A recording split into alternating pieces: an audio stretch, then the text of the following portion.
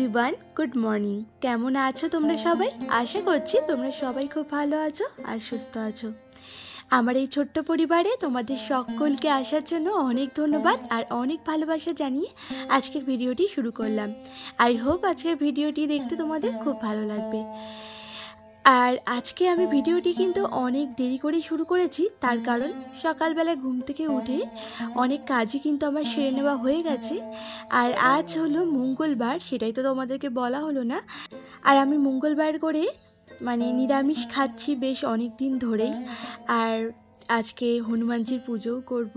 তো যাই হোক, এদিকে দেখতেই পাচ্ছ কিছু মুদি সদাই জিনিস তোমাদের দাদাভাই গতকালকে রাত্রেবেলায় নিয়ে এসেছিল। তো সেগুলো না যেহেতু অনেক রাত্রে এনেছে তো আর ভালো লাগছিল না গোছাতে, তাই ভাবলাম কি সকালে উঠেই গোছাবো।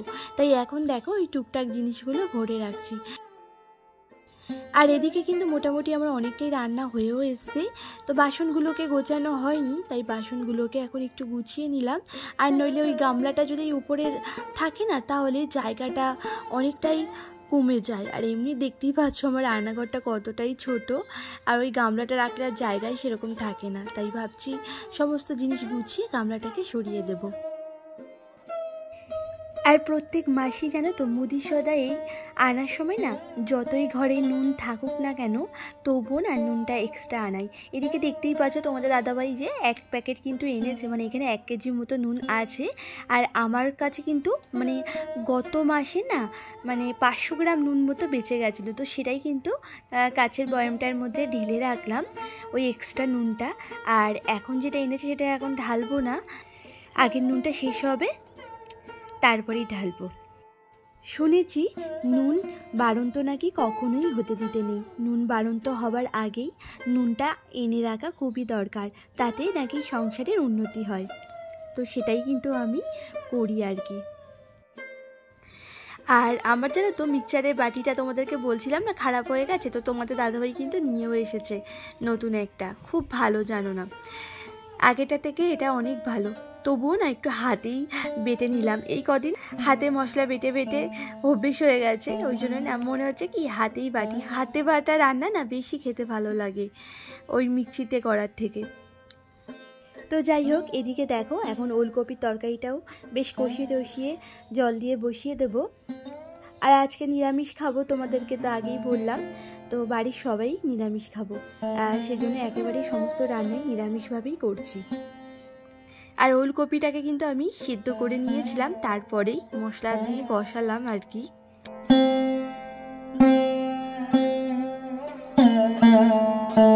আর এদিকে দেখো আটা আর ময়দা ঢেলে নিলাম। তোমাদের দাদাভাই আসলে লাল আটার রুটি না একদমই খেতে চায় না, ওই জন্যই আটার সাথে একটু ময়দা মিশিয়ে তাই রুটি করা হবে আর কি। তাহলে না অতটা লাল লালও হবে না, রুটিগুলো বেশ সাদা সাদা হবে আর খেতেও ভালোই হবে। তো যাই হোক, এইভাবে দেখো মিক্সড করে নিয়েছি। হাত দিয়ে মিক্সড করলে তো হাতের মধ্যে পুরো লেগে যাবে, ওই জন্যই ওই ঝাঁস দিয়ে হাতাটা দিয়ে না ভালো করে মিক্সড করে নিলাম। আর দেখো এখন একটু আটাও মেখে নেব। তোমাদের দাদাভাইকে আবার টিফিনে রুটি দিতে হবে, রুটি তরকারি ও মানে লাঞ্চের জন্য আর কি। আর আমি না অতটা রুটি খেতে পছন্দ করি না আর কি। আর আমি জানো তো বেশিরভাগ সময় ভাতই খাই, মানে সকালবেলায় তো অনেকেই দেখবো রুটি তরকারি এইসব খায়, তো আমি ভাতই খাই আর কি। আমার একদমই ভালো লাগে না এই রুটি টুটি বেশি খেতে। তা বলে একেবারে খাই না তা না, মাঝে মধ্যে একটু খাই। আর ওই চাউমিন পাস্তা এটা সেটা যখন করা হয় সেগুলো তো খাওয়াই হয়, কিন্তু রুটিটা না আমার বেশি একটা খাওয়া হয় না। আর এখানে দেখো আমি আটা মেখেছি তোমাদের দাদাভাইয়ের জন্য, আর ওইদিকে আমার শ্বশুরমশাই শাশুড়ি মা 3 জনের জন্য। তো যাই হোক, এদিকে দেখো এখন আবার এই ওলকপির তরকারিটাও হয়ে গেছে, তা নামিয়ে নিলাম।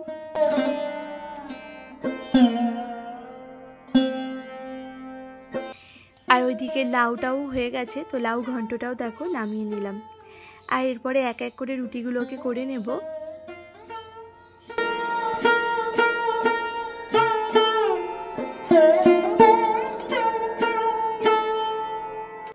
আর গতদিনের ভিডিওতে আমাকে শ্রেয়ান দিতা অ্যান্ড ক্রিস ব্লগ থেকে শুক্লা দিদিভাই বলেছিলে শিম ভর্তা রেসিপিটা খুব ভালো লাগলো, আর তোমাকে শাড়ি পরে খুব সুন্দর লাগছে।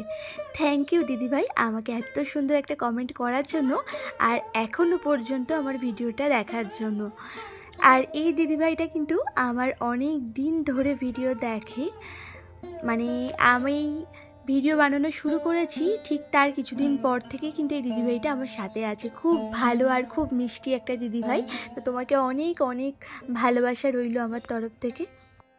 আর এইদিকে দেখো, রুটি করতে করতে গ্যাসটাই শেষ হয়ে গেছিলো, তাই এখন আবার নতুন একটা সিলিন্ডার লাগিয়ে নিচ্ছি। আর রেহানা দিদিভাই আমাকে বলেছিলে আগের ভিডিওতে কমেন্ট করে, হামেশা আচ্ছা সোচো, রিল্যাক্স, বি পজিটিভ। তো তোমাকেও অনেক অনেক ধন্যবাদ দিদিভাই আমাকে এত সুন্দর কমেন্ট করার জন্য আর আমার পাশে থাকার জন্য। আর তুমি যে আমার ভিডিওটা পুরোটা দেখো সেটা কিন্তু আমি জানি। তুমিও খুব ভালো থেকো দিদিভাই। আর জানি না তোমার বাড়িতে কে কে আছে, তো কমেন্ট করে আমাকে জানিও তোমার বাড়িতে কে কে আছে। আর তোমরা সকলে খুব ভালো থেকো। আর আমাকে শিপ্রা দিদিভাইও কমেন্ট করেছিল, তো তোমাকেও অনেক অনেক ধন্যবাদ আমার পাশে থাকার জন্য। তো এইভাবেই তোমরা আমার পাশে থেকো, শুধু এইটুকুই অনুরোধ রইল তোমাদের সকলের কাছে। তো যাই হোক, এইদিকে দেখো রান্নাবান্নাটা কিছুটা সেরে আবার এখন ঘরে চলে এসেছি। এইদিকে আজকে না বিছানার চাদরটাকে বদলে দিলাম। তো এর আগে যে চাদরটা পাতা ছিল না, তাও ওটা এক সপ্তাহের উপরেই হয়ে গেছে, ওই জন্য না ওটা পাল্টে দেখো এই হোয়াইট চাদরটা পাতলাম। তো এই চাদরটা কিন্তু আমার খুব প্রিয়, আর এই চাদরটার বয়সও কিন্তু অনেক দিন হয়ে গেছে, তাও প্রায় 8-9 বছর তো হয়েই গেছে। এখনও পর্যন্ত চাদরটা কিন্তু নষ্ট হয়নি, বেশ ভালোই আছে। আর আমি এটা একটু খুব কমই পাতি, মানে মাঝে মাঝে পাতা হয়। এই গরমের সময়টা একটু বেশি পাতা হয়, মানে এতটা আরাম লাগে না, খুব সফট এই চাদরটা। গরমের সময় দেখবে ওই সুতির চাদরের উপরে শুতে বেশি ভালো লাগে, খসখসে ভাব কোনো জিনিসের উপর শুলে কেমন একটা অস্থির অস্থির করে না, তো এই চাদরটার উপরে না একদম রিল্যাক্স লাগে, এতটা সফট না যে কি বলবো। তো ওই জন্যই চাদরটা একটু কম পাতি আর খুব ভালোও লাগে আমার। তো যাই হোক, চাদরটাকে দেখো সুন্দর করে বেশ টান টান করে পাতলাম, হাত দিয়ে না একদম টেনে টেনে দিয়েছি, যাতে দেখে মনে হয় কি ইস্ত্রি করার মতো। ওই জন্য একটু ভালো করে টেনে টেনে দিলাম, দেখতে না খুব সুন্দর লাগে এইভাবে টেনে টেনে চাদরটাকে পাতলে। তারপরে দেখো এদিকে এই যে কম্বলটাকেও ভাঁজ করে রাখলাম। তো একটা কম্বল কিন্তু আমি তুলে রেখেছি, যেহেতু এখন সেরকম একটা ঠান্ডা নেই, ঠান্ডাটা অনেকটাই কমে গেছে আগের থেকে। তো ওই একটাতেই আমাদের 3 জনের হয়ে যাবে। তো এতদিন যখন বেশি ঠান্ডা ছিল তখন তো 2টো কম্বল নামিয়েছিলাম।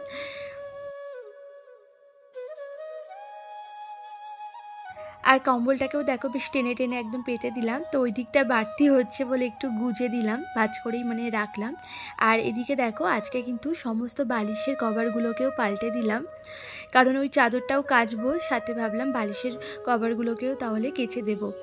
আর বালিশের কভারও না বেশি দিন এইভাবে রাখাটা উচিত না, মানে সপ্তাহে 1 দিন করে কেচে দেওয়া খুব দরকার। তো সেটাই দেখো করছি আর কি। তো সমস্ত বালিশ থেকে কিন্তু কভারগুলোকে দেখো খুলে আবার কিন্তু নতুন কভারগুলো পরিয়ে দিচ্ছি। নতুন বলতে এগুলোও পুরনো, মানে এগুলো কাঁচা আর কি, তো এগুলো তোলা ছিল, তো সেগুলোই পরিয়ে দিচ্ছি। আর মাথার বালিশের থেকে জানো তো কোল বালিশের কভার পরাতে বেশি ঝামেলা আমার কাছে মনে হয়। মাথার বালিশ কিন্তু খুব তাড়াতাড়ি করে পরানো যায়, কোল বালিশ এতটা অসুবিধা হয় না যে কি বলবো। এই পর্যন্ত আজকের ভিডিওটা আমার নতুন বন্ধুদের কেমন লাগলো তোমরা আমাকে একটা কমেন্ট করে অবশ্যই জানিও। আমি জানি তোমরা অনেকেই আছো যারা এই প্রথম আমার ভিডিও দেখছো, তো তোমাদের যদি আজকের ভিডিওটা কোথাও ভালো লাগে তো আমার চ্যানেলটিকে সাবস্ক্রাইব করে আমার পাশে থাকতে পারো। তো যাই হোক, এদিকে দেখো এই যে বালিশগুলোকে বেশ একদম খাটের যে পালংটার ওখানে হেলান দিয়ে রেখে দিলাম। তো এইভাবে রাখলে না খাটের শোটা অনেকটা বেড়ে যায়, অনেক সুন্দর লাগে দেখতে খাটটাকে। তো খাটটাকে বেশ সুন্দর করে পরিপাটি করে গুছিয়ে নিলাম, দেখতেই পেলে। তো এখন সোজা চলে এলাম ছাদে। তো জামা কাপড়টা না অনেক আগেই ভিজিয়ে গেছিলাম, তো জামা কাপড়গুলোকে এখন কেচে নেব এক এক করে। আর ওইদিকে দেখতেই পাচ্ছ ওই যে চাদর আর বালিশের কভার ওগুলো এনে রেখেছি, ওই যে আমাদের ওই জলের ট্যাঙ্কিটার পাশে রেখে দিয়েছি। তো ওইগুলোকে না এখন কাচবো না, ওগুলোকে ভিজিয়ে রেখে দিয়ে যাব। এখন এই জামা কাপড়গুলো কেচে মেলে দেব, তো ওই চাদরগুলো না পরে একসময় এসে আবার কেচে নেব। নিচে এখনও অনেক কাজ বাকি আছে, তো সেই সমস্ত কাজগুলো সেরে তারপরে এসে কেচে দেব। আর এখন কাচতে গেলে না খুব একটা ভালো পরিষ্কার হবে না, ওই জন্যই না ভিজিয়ে রাখবো অনেকক্ষণ ধরে, তারপরেই কাচবো। আর এইদিকে দেখো এখন এই যে এক এক করেই জামা কাপড়গুলোকেও মেলে দিলাম। তো আজকে খুব বেশি একটা জামা কাপড় কাচা হয়নি, মোটামুটি দেখো কয়েকটা জামা কাপড় কাচা হয়েছে।